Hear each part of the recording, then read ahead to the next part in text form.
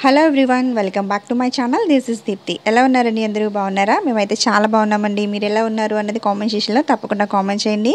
అలాగే ఈరోజు వచ్చేసి మా పిల్లల కోసం నేను స్నాక్ ఐటమ్ అయితే ప్రిపేర్ చేస్తున్నానండి.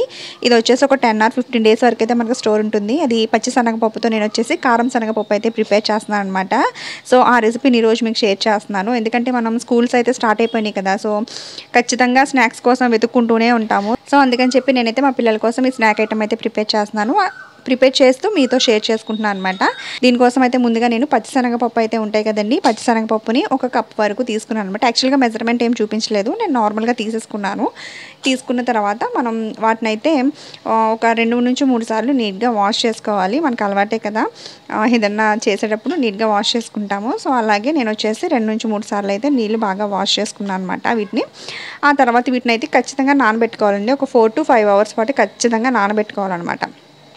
ఇవేంటి అంటే మనకి పిల్లలు ఈవినింగ్ టైమ్స్ స్కూల్ నుంచి వచ్చేసరికి ఏమీ లేవు అని అనుకోకుండా, అలాగే అంతేకాకుండా మనకి ఏంటంటే స్కూల్కి పెడతాం కదా, లంచ్ బాక్స్తో పాటు ఏమైనా స్నాక్స్ మధ్యలో ఆకలేస్తుంది అన్నట్టుగా, అలాంటి టైంలో కొంచెం నోటికి కారంగా తింటే బాగుంటుంది కదా అన్నట్టు నేనైతే ప్రిపేర్ చేస్తాను అనమాట. ఇప్పుడు నేను వచ్చేసి 4 గంటలకు నానబెట్టానండి. 4 గంటల తర్వాత అయితే నానినయ్యి. మనకి నానిందో లేదో తెలియాలి అంటే ఇలా వేలుతో విరగొట్టామనుకోండి, మనకి పప్పు అయితే విరిగిపోతుంది. సో అక్కడ వరకు నానితే సరిపోతుంది. మహా అయితే ఇంకొక గంట, అంటే ఒక 5 hours పాటు నానబెట్టుకుంటే సరిపోతుంది. ఆ తర్వాత వాటర్ అన్నిటిని కూడా మనం ఇలా స్ట్రెయిన్ చేసుకోవాలన్నమాట. స్ట్రెయిన్ చేసి కాసేపు అలా వదిలేసేయాలి. అండ్ దీంట్లో మెయిన్గా ఏంటి అంటే మనకి ఈ పప్పు అంతా కూడా వాటర్ లేకుండా మనం ఖచ్చితంగా ఆరబెట్టుకోవాలన్నమాట. సో తొందరగా ఆరిపోవాలంటే ఇలాగ ఏదైనా ఒక క్లాత్లో వేసుకుని కనుక మనం ఆరబెట్టుకున్నాం అనుకోండి, ఒక 1 hourలో మనకైతే ఆరిపోతాయి. ఒక ఫ్యాన్ కింద వేసుకోనో, లేదంటే కొంచెం వెళ్తారంటే మరీ ఎండలో కాకుండా కొంచెం నీడలోనే ఆరబెట్టుకున్నాం. నేను వచ్చేసి ఫ్యాన్ కింద ఆరబెట్టుకున్నాను అనమాట. ఫస్ట్ ఒక క్లాత్లో, ఇది చాలా పెద్ద క్లాత్లో వేసుకొని అటు సైడ్ మిగిలిపోయిన క్లాత్ ఉంటుంది కదా, సో ఆ క్లాత్ని ఇటు వేసి ఇలా తుడుచుకుంటున్నాను అనమాట. మనం తుడిచేసుకున్న తర్వాత ఏంటంటే నాకు ఇటువైపు తడంతా పీల్చేసుకుంది. సో ఇది తడిచిపోయింది కదా, మళ్ళీ ఆడడానికి టైం పట్టేస్తుందని చెప్పి మళ్ళీ మిగిలిపోయిన క్లాత్లోకి ఇదంతా కూడా అటు జరిపేశాను అనమాట. ఇదంతా చూసారా, చెమ్మ లాగేసుకుంది.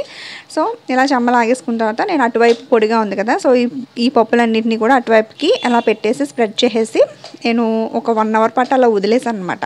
కనీసం 1 hour వదిలేయాలండి. ఎందుకంటే మనకి తడి ఉందనుకోండి, మనం ఫ్రై చేస్తున్నప్పుడు ఆయిల్ ఎక్కువ పీల్చేసుకుంటుంది అనమాట. తినేటప్పుడు నోట్లోకి ఆయిల్గా ఉంటుంది. సో అందుకని చెప్పి కంప్లీట్గా మనకి ఆరిపోయే వరకు వెయిట్ చేయాలి. అండ్ 1 hour తర్వాత నేను వచ్చేసి బాండీ పెట్టానండి. కొద్దిగానే ఆయిల్ తీసుకుంటున్నాను, ఎక్కువ కూడా తీసుకోవట్లేదు. నేను ఈ బాండీనే ఎందుకు పెట్టానంటే కొంచెం ఇది గుంటగా ఉంటుందన్నమాట. రిమైనింగ్ బాండీలన్నీ కూడా నాకు వెడల్పుగా ఉండి ఆయిల్ ఎక్కువ పడుతుంది కదా, ఇది గుంటది కదా అని చెప్పి నేనైతే దీన్ని ప్రిఫర్ చేశాను అనమాట. ఇప్పుడు మనం ఒక స్ట్రైనర్లో కొన్ని పప్పులు తీసుకొని ఇలా ఆయిల్లో ఇలా డిప్ చేసి వదిలేస్తూ, అండ్ మధ్యలో ఏంటి అంటే స్పూన్తో ఇలా కలుపుకుంటూ ఉండాలన్నమాట. ఇది వచ్చేసి మీడియం ఫ్లేమ్లో పెట్టుకుని చేసుకోండి. హై ఫ్లేమ్లో పెడితే తొందరగా మాడిపోతాయి. సో మీడియం ఫ్లేమ్లో పెట్టి మనకి ఇలా వేయించుకోవాలన్నమాట. ఇవి మనకి వేగాయా లేదా అనేది తెలియాలి అంటే మనం ఫస్ట్గా ఇందులో వేసినప్పుడు దాన్ని కదిపామనుకోండి సౌండ్ రాదు. మనం ఇలా కదుపుతూ ఉంటే సౌండ్ గలగలమని సౌండ్ వస్తుంది అనమాట. సో అది మనకి అయిపోయినట్టు అర్థం. నేను ఏం చేశానంటే కొంచెం ఎక్కువసేపు వేయించేసాను. బాగా వేయిస్తే ఏంటంటే గట్టిగా ఉండి మనకు నవలడానికి ఇబ్బందిగా ఉంటుంది. సో అది ఒకసారి మీరు చేస్తే తెలిసిపోతుంది ఎంతవరకు మనం ఫ్రై చేసుకోవాలి అనేది.